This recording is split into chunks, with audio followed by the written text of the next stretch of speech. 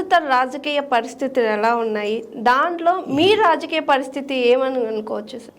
Exactly ఎప్పుడంటే నా opinion ప్రకారం ప్రజెంట్ రాజకీయం అంటే ఇదంతా కమర్షియల్ లాగా ఉంది.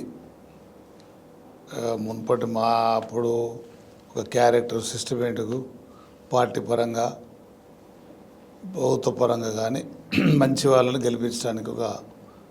గెలిపించాలనే లక్ష్యంగా ఉండే కొంత డబ్బులతోని కూడుకున్న ప్రమేయం ఏర్పడేది. దాంతో కొంత మంచి వాళ్ళు ఎంతవరకు వచ్చారు, చెడ్డ వాళ్ళు వచ్చిన నేను అంటలేను. మంచి వాళ్ళు నిజంగా నిస్వార్థంగా సేవ చేద్దామనే కమిట్మెంట్ వచ్చిన వాళ్ళు ఎక్కువ లేరని చెప్పచ్చు.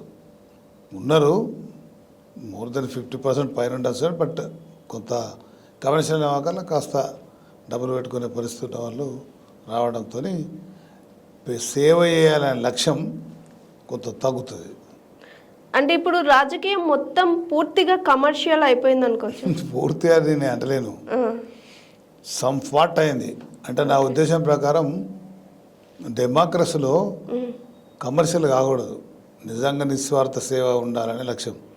ఇప్పుడు మనకు ఎగ్జాంపుల్ సంబంధం లేకుండా అమెరికాలో ఇప్పటికీ ఈ కొంత డెమోక్రసీలో అందరు ఫండింగ్ చేస్తారు కానీ ఎవరో సొంతంగా పెట్టడానికి రాలేదు. ఈ ట్రంప్ వచ్చాడు, కొంత దాంతో కొద్దిగా ఇష్టమైంది. సరే, అలాగే ఇప్పుడు ఇంగ్లాండ్ కూడా మన ఇండియన్ బేస్ ఉన్నవాడు కూడా అమెరికాలో ప్రెసిడెంట్ కాగలేడు. నెక్స్ట్ అవకాశం ఉంటే మన ఇండియన్ బేస్ వాళ్ళు కావచ్చు. అది అంటే ఒక డెమోక్రసీ సిస్టంలో మన దగ్గర కూడా చిన్నవాడు కూడా ఇమ్మీడియట్లీ మేమందరం కూడా మా ఎమ్మెల్యే మంత్రులు అయితే అనుకోలేదు, నిజంగా నిస్వార్థంగా సేవ చేయాలని ఎన్టీఆర్ టైం వచ్చినప్పుడు ఆ రకంగా రావడం జరిగింది. ఉద్దేశం అంటే ఇక ముందు కూడా మంచి క్యారెక్టర్ ఉన్నవాళ్ళు, మంచి సేవ చేద్దామనే లక్ష్యం ఉన్నవాళ్ళు వాళ్ళని పికప్ చేయాల్సిన పరిస్థితి పార్టీ బాధ్యత. హైకమాండ్ ఎవరు ఉంటే వాళ్ళ బాధ్యత కూడా. ఎందుకంటే ఒక మంచి పార్టీ సేవ చేయాలి, ప్రభుత్వ సేవ చేయాలి అనుకున్న వాళ్ళు ఉన్నప్పుడే ఎంత వీలైన కాడికి నిజమైన నిరుపేదలకు మంచి హెల్ప్ జరిగి డెవలప్మెంట్ కూడా మంచి పద్ధతిలో బాగా జరగాలనే లక్ష్యంగా వెళ్తుంది. అది ఇంపార్టెంట్.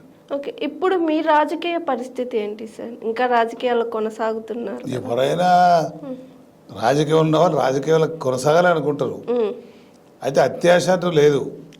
మనకు ఒక అవకాశం వస్తే మంచి నిస్వార్థంగా సేవ చేద్దాం అనే లక్ష్యం, ఆ లక్ష్యం పెట్టుకొని ముందుకోతున్నా. లేకపోతే కమర్షియల్గా నేను కూడా అనుకుంటే కూడా ఎప్పుడో కమర్షియల్గా పోటీ చేయటమో లేకపోతే ఇంకోటి సంపాదించడం జరిగేది.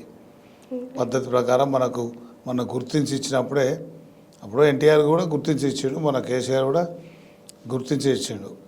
మేము డబ్బులు ఖర్చు పెట్టి వచ్చిన కాదు, అలా రాకూడదనే నా ఉద్దేశం. అట్లయితే మనం కొంత నిజంగా సేవ చేసడానికి మనం టైం స్పేర్ చేయగలుగుతాం. మనం అంటూ బాగా సంపాదించుకొని మనం నిలదొక్కోవాలనే ఆలోచన తక్కువ వస్తుంది. సార్, అయితే మీరు టీడీపీ నుంచి బీఆర్ఎస్లోకి వచ్చారు కదా సార్. టీడీపీలో ఉన్నప్పుడు మీకు ఎలా అనిపించింది? బీఆర్ఎస్లోకి వచ్చినాక రాజకీయ పరిస్థితులు ఎలా ఉన్నాయి సార్? ఇక మీరు మొత్తం టోటల్గానే రాజకీయ పరిస్థితికి దానికి ఒకసారి జంప్ వేసేస్తారు. This is different. ఇదేమో ఎన్టీ రామారావు అంటే అభిమానంగా ఆ రోజు కాంగ్రెస్ వ్యతిరేకంగా మేము రావాలనే లక్ష్యంగా కాలేజ్ డేస్ నుంచి వచ్చి జస్ట్ ఇట్లా అక్కడ ప్రాక్టీస్ చేస్తున్నాం. ఆ టైంలో ఎన్టీ రామారావు గారు పిలిచి జిల్లా పార్టీ ప్రెసిడెంట్ ఇచ్చి ఆ తర్వాత ఎలక్షన్లో టికెట్ ఇచ్చి మంత్రి చేసాడు. మేము ఊహించింది కాదు. ఆ జిల్లా పార్టీ ప్రెసిడెంటే ఫస్ట్ అంతా. నేను 28 వరకు మినిస్టర్ అయినా. అంటే అది అలాగనే నిస్వార్థంగా మేము సంపాదించుకోలేదు. ఎవరు నమ్మినా నమ్ముకుని ఎవరు ట్రూ ఎన్టీ రామారావు హానెస్ట్ ఉండాలని మేము కూడా హానెస్ట్, నిజంగా సేవ చేయాలనుకున్నాం.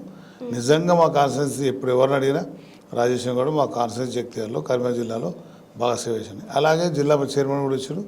అలాగే జిల్లాల గ్రామానికి కొత్త రోడ్స్, స్కూల్స్ ఎన్నో డెవలప్మెంట్ చేసి చేయడం జరిగింది. అయినప్పుడు ఇది తెలంగాణ ఎడ్యుకేషన్ సెంటిమెంటల్. మేము పుట్టి పెరిగింది తెలంగాణ గడ్డ, దీనికి అన్యాయం జరిగింది అనేది ఒక వాస్తవాన్ని గ్రహించి కేసీఆర్ ఆయన మా క్లాస్మేట్ రూమ్మేట్ కూడా, అయితే అతను క్లాస్మేట్ రూమ్మేట్ అనే కాక తెలంగాణ కమిట్మెంట్తో నేను తెలంగాణ కోసం సపోర్ట్ చేస్తూ వచ్చినాం. ఆ తర్వాత కూడా మేము ఇది అవుతున్నాను రాజకీయంగా వచ్చినప్పుడు డెఫినెట్గా గవర్నమెంట్ వచ్చిందంటే అవకాశం కావాలని కోరుకుంటాం. అప్పుడు ఎమ్మెల్యే కావాలంటే కాదు వేరే అవకాశం చైర్మన్ వాడిని ఇద్దామని చెప్పిండు. ఆ రకంగా నేను ఫైనాన్స్ కమిషన్ చైర్మన్ ఇచ్చిండు.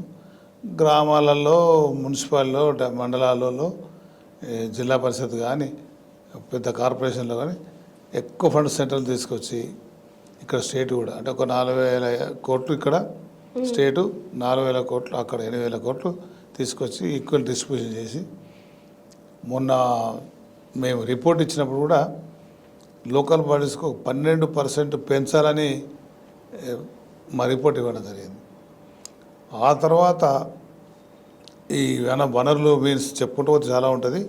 మైన్స్ ఎగ్జాంపుల్ మా జిల్లాలో సింగరేణి, ఖమ్మం జిల్లాలో సింగరేణి, అక్కడ నుంచి డబ్బు ఇక్కడ రంగారెడ్డి అటువంటి కాడ లోకల్ బాడీ రిజిస్ట్రేషన్ మీద వచ్చేటి ఈ లోకల్ బాడీకి ఒక సర్టెన్ పర్సంటేజ్ చెందాలి. అదే 12% ఇవ్వాలని చేసినాం. అంతకుముందు తక్కువ ఉండే కంపల్సరీగా పూలై పోవాలి. నేను 95 జిల్లా చేరినప్పుడు కూడా ఈ ఫండ్స్ అని వస్తుండే. ఈవెన్ అక్కడ లోకల్గా కాంట్రాక్ట్స్ అయినా లేదా సినిమా టాకీస్లు అయినా ఇండస్ట్రీ అయినా దాని పర్సంటేజ్ ఆటోమేటిక్గా రావాలి. తర్వాత 23 డిపార్ట్మెంట్లు కూడా వాళ్ళ లోకల్ బాడీకి ఇవ్వని చెప్పినాం. 23 డిపార్ట్మెంట్ అంటే స్కూల్స్ కావచ్చు, ప్రైమరీ ఎడ్యుకేషన్ అక్కడ లోకల్గా ఏదైతే డిపార్ట్మెంట్స్ ఉన్నాయో వాళ్ళకు ప్రైమరీగా గ్రామ పంచాయతీ మున్సిపల్ వాళ్ళు ఒకప్పుడు లోకల్ బాడీ స్ట్రాంగ్. ఇప్పుడు ఈవెన్ అమెరికాలో కూడా కౌంటీ అంటారు మున్సిపల్ కార్పొరేషన్. దానికి చాలా పవర్స్ ఉంటాయి. లండన్లో కూడా బాగుంది. న్యూయార్క్ మేయర్ అని చాలా పవర్ఫుల్. ఇలా ఇక్కడ కూడా ఉండాలని నేను రిపోర్ట్ అయితే ఒక పెద్ద సీనియర్ ఐఏఎస్ ఆఫీసర్లో కూడా కమిట్ చేశాను. అంటే ఫైనాన్స్ కమిషన్ చైర్మన్ అంటే నా కింద ఒక చీఫ్ సెక్రటరీ సురేష్ చంద్ అని అతను చీఫ్ సెక్రటరీ కావాల్సినాడు. అతన్ని వేసాడు. అతని జూనియర్ చీఫ్ సెక్రటరీ అయ్యాడు. అతని చాలా హానెస్ట్, బాగా ఇట్లా కోలుగా చెట్ల నుంచి వచ్చే గమ్ము, అడవి ప్రాంతంలో వచ్చే ఫారెస్ట్ వచ్చే ఇన్కమ్, ట్రైబల్స్కి ఎట్లు ఇవ్వాలి, చెరువుల నుంచి చేపలకు వచ్చిన లేకపోతే ఆవులు గేదెలు వాడు అసెంబ్లీ అయినప్పుడు అక్కడ కొంచెం దాన్ని ఏమంటారు పేడ అంతా చేసేదానికి ఇలా ఎట్ట డబ్బులు గ్రామాలకు రావాలో ఇవంతా బాగా స్టడీ చేసి అంత దాదాపు అంటే గవర్నమెంట్ డిపార్ట్మెంటే ఒక మంచి మున్సిపల్ అడ్మినిస్ట్రేషన్ ఉన్నదాన్ని మున్సిపల్ కోసం గ్రామ పంచాయతీలకు అది గవర్నమెంట్ అకౌంట్ ఒకటి సెంట్రల్ గవర్నమెంట్ ఒక స్టేట్ గవర్నమెంట్ అంత ఒక్కొక్క వాళ్ళకు దాదాపు కోటి రూపాయలు ఇచ్చి అదంతా తీసి ఆయన మా మెంబర్ కూడా జిల్లా పరిషత్ సీఓ చేసి అన్నిటికన్నా ముఖ్యంగా సురేష్ చంద్రని అతను చీఫ్ సెక్రటరీ చేసి జిల్లా పరిషత్ సీఓగా కలెక్టర్ చేసి అతను బాగా చేసి ఒక 2 years బాగా స్టడీ చేసి 2.5 years చేసి మంచి రిపోర్ట్ ఇచ్చినాం. ఆ రిపోర్ట్ ఇంప్లిమెంట్ చేస్తే ఆటోమేటిక్గా లోకల్ బాడీస్కు ఎవరి మీద డిపెండ్ అవ్వాల్సిన అవసరం లేదు. పవర్స్ అండ్ ఫండ్స్ ఇవ్వాలి. సెంట్రల్ గవర్నమెంట్ నుంచి నేను 50% ఎట్లా వస్తుందో అట్లే మా కేసీఆర్ ఆయన ఒప్పించినాం. లెక్కకి ఎక్కువనే ఇవ్వాలి. ఇప్పుడు నేను చెప్పిన ప్రకారం 12% ఇంకా ఎక్కువనే ఇవ్వాలి. ఇప్పుడు సపోజ్ కనీసం 1000 కోట్లకు తక్కువ రాదు రంగారెడ్డి జిల్లా రిజిస్ట్రేషన్. దాని 12% ప్రకారం వీళ్ళకి రావాలి కదా. అట్లే కోల్ మైన్స్ నుంచి ఇంకా ఎన్నో ఉన్నాయి, ఇండస్ట్రీస్ ఉంటాయి ప్రతి ఊర్లకు. చాలా విషయాలు తెలివాయి. Hi, this is Swathi. Like చేయండి, షేర్ చేయండి, కమెంట్ చేయండి అండ్ సబ్స్క్రైబ్ చేయండి GRTV. Hi, this is Monica. Please like, share and subscribe GRTV.